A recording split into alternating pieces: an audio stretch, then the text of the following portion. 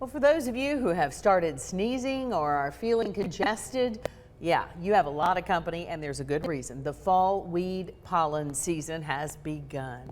The folks who've been hanging around me can testify to the evidence. I've been sneezing, and the biggest culprit is ragweed. Channel 3's Allison Pryor has some tips. Let's call them proactive tips you can follow before it all gets worse. Allison, what do you have for us? Well, the Chattanooga-Hamilton County Air Pollution Control Bureau takes pollen counts 5 days a week.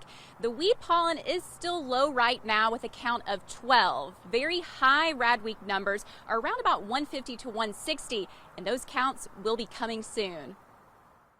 We start seeing ragweed in August, and it'll last to the first frost. But typically, September, you're going to start seeing it peak. Giant ragweed is the biggest allergen of the fall.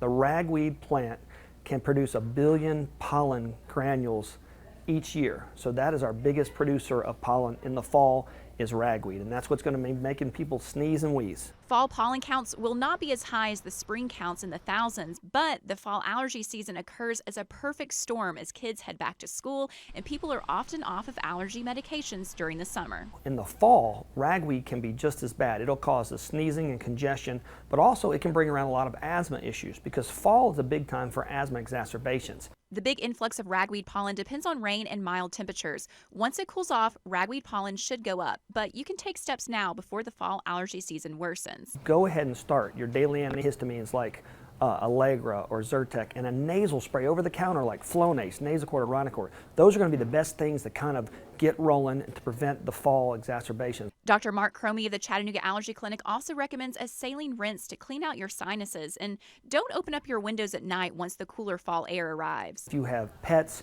or kids that are out playing, have everybody take a shower or bathe at night. Don't sleep in your ragweed, which is what we always tell our patients. If you go through the same cycle every spring and fall with chronic sinus infections and ear infections, it's probably your allergies. Well, the main thing about allergies is avoidance. Now, we can't live in a bubble, but we can avoid our immune system overreacting to these pollens, and what that is related to is allergy shots or immunotherapy.